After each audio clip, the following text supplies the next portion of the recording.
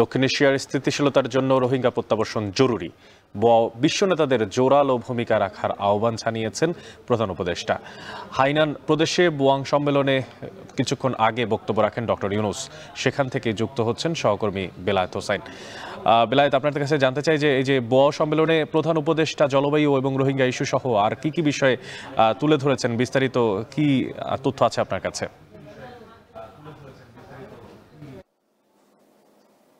অনেক কিছুক্ষণ আগে প্রধান উপদেষ্টা বোয়া সম্মেলনের উদ্বোধনী বক্তব্য দিয়েছেন। তিনি আজকের এই সম্মেলনের কিন্তু মূল ফোকাসই ডক্টর মোহাম্মদ ইউনূসের দিকে, কারণ এখানে যতজন বিশ্ব নেতা এখানে যোগ দিয়েছেন তার মধ্যে মূল আলোচনায় কিন্তু ডক্টর মোহাম্মদ ইউনূসই থাকছেন। কারণ বাংলাদেশের রাষ্ট্রপ্রধানকে কিন্তু ডক্টর মোহাম্মদ ইউনূসকে কিন্তু চীনে বিশেষ বিমান এখানে আনা হয়েছে। তিনি কিছুক্ষণ আগে বোয়া সম্মেলনে ভাষণ দিয়েছেন। সেই ভাষণে তিনি রোহিঙ্গা ইস্যুটি অত্যন্ত গুরুত্বের সঙ্গে তুলে ধরেছেন। কারণ কিছুদিন আগে আপনি জানেন যে জাতিসংঘ মহাসচিব বাংলাদেশে এসে রোহিঙ্গা ক্যাম্পগুলো পরিদর্শন করেছেন।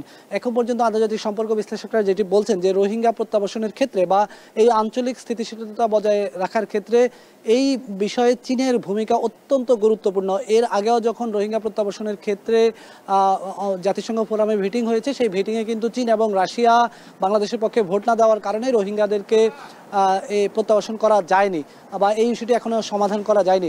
সেখানে ডক্টর মোহাম্মদ ইউনূস এই বিষয়ে চীনের গুরুত্বের পাশাপাশি এই যে এশিয়া অঞ্চলের যে সমস্ত রাষ্ট্রনেতারা রয়েছেন, সরকার প্রধানরা রয়েছেন বা বিভিন্ন অঞ্চলের প্রতিনিধিরা রয়েছেন, তাদের কাছে বলেছেন যে এই অঞ্চলের স্থিতিশীলতা বজায় রাখার স্বার্থেই রোহিঙ্গা সংকটটি সমাধান করতে হবে। এর বাইরে তিনি এখানকার আঞ্চলিক বাণিজ্যিক যোগাযোগ নিয়ে কথা বলেছেন। তিনি বলেছেন যে আমাদের অর্থনীতির মূল ফোকাসটা হওয়া উচিত সামাজিক ব্যবসার দিকে। এই বিষয়গুলো নিয়ে তিনি কথা বলেছেন। আর এর আগে তিনি এক্সিম ব্যাংক চায়নার এক্সিম ব্যাংকের চেয়ারম্যানের সঙ্গে তিনি বৈঠক করেছেন।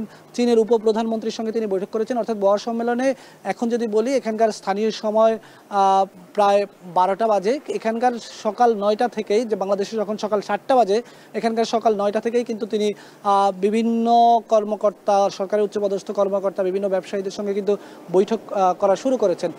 গতকালই প্রধান উপদেষ্টা প্রেস সচিব আমাদেরকে জানিয়েছেন যে এই চীনের বোয়া সম্মেলনে কমপক্ষে 100 বিদেশি বিনিয়োগকারীর সঙ্গে বৈঠক করবেন প্রধান উপদেষ্টা। এর বাইরে বিভিন্ন রাষ্ট্রের যারা উচ্চপদস্থ কর্মকর্তা এসেছেন তাদের সঙ্গে কথা বলবেন। তবে সব কিছু ছাপিয়ে এই সম্মেলনটি নয়, আগামীকাল দ্বিপাক্ষিক যে বৈঠক আছে প্রেসিডেন্ট শি জিনপিংয়ের সঙ্গে, গোটা বিশ্বের দৃষ্টি কিন্তু সেদিকে রয়েছে। কারণ আপনি জানেন যে বাংলাদেশের তিস্তা ইস্যু রয়েছে, উচ্চ সুদহার থেকে নিম্ন সুদহারে বাংলাদেশের ঋণগুলোকে নিয়ে আসার আলোচনা রয়েছে, নানা ইস্যু আলোচনা রয়েছে। সুতরাং এই সম্মেলনে তো প্রধান উপদেষ্টা যোগ দিয়েছেন, কিন্তু এই সম্মেলনের পাশাপাশি আগামীকাল যেই চীনের প্রেসিডেন্টের সঙ্গে যে দ্বিপাক্ষিক বৈঠকটি অনুষ্ঠিত হবে, সেই দ্বিপাক্ষিক বৈঠকই মূলত আসলে বাংলাদেশের অর্জন এখান থেকে কি সেইটাই নির্ধারিত করে দেবে বা এখান থেকেই বাংলাদেশের প্রাপ্তির খাতা খুলে যেতে পারে, এই সম্ভাবনার কথাই কিন্তু সরকারের কর্মকর্তারা বলছেন। এবং মূলত যে বিষয়টি নিয়ে বেশি আলোচনা হচ্ছে যে তিস্তার যে মহাপরিকল্পনা 2022 সালে যে মহাপরিকল্পনার প্রস্তাব দিয়েছিল চীন, সেটি ভারতের নানা ধরনের কূটনৈতিক বাধার কারণে সেই মহাপরিকল্পনা বাস্তবায়ন করা যায়নি।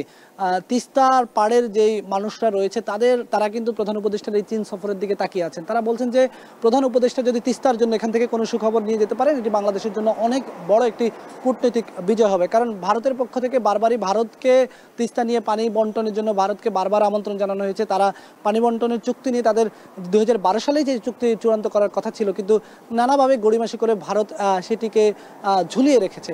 সেই জায়গায় এখন আন্তর্জাতিক সম্পর্ক বিশ্লেষকরা বলছেন এই সংকট সমাধানের একমাত্র উপায় চীনের সাথে, চীনের যেই প্রস্তাবিত মহাপরিকল্পনা রয়েছে তিস্তা মহাপরিকল্পনা, সেটি চীনের সাথে চুক্তি করে সেটি বাস্তবায়নের অগ্রগতি এগিয়ে যাওয়া। আপনি জানেন যে বাংলাদেশে বিএনপি সহ অন্যান্য যেই রাজনৈতিক দলগুলো রয়েছে তারাও বলছে, বিশেষ করে বিএনপি বলছে তারা ক্ষমতায় এলে চীনের সঙ্গে তিস্তা মহাপরিকল্পনা তারা বাস্তবায়ন করবেন। প্রধান উপদেষ্টার এই সফর থেকে অন্তত সেই আশার আলো উকি দেওয়া শুরু করেছে। এইটার জন্য আগামীকাল পর্যন্ত অপেক্ষা করতে হবে আমাদেরকে। আসলে আগামীকাল প্রেসিডেন্ট শি জিনপিংয়ের সঙ্গে কথা বলে প্রধান উপদেষ্টা কতটুকু বাংলাদেশের জন্য অর্জন করে নিয়ে যেতে পারেন সেই দৃষ্টি। তবে আজকে বোয়া সম্মেলনে তিনি ব্যস্ত সময় পার করবেন, এখানকার বিনিয়োগকারীদের সঙ্গে কথা বলবেন, বাংলাদেশের বিনিয়োগ এখান থেকে বিনিয়োগ করার জন্য, ব্যবসায়ীদেরকে বাংলাদেশে বিনিয়োগের দৃষ্টি আকর্ষণ করার জন্য তিনি আন্তরিকভাবে চেষ্টা চালিয়ে যাবেন।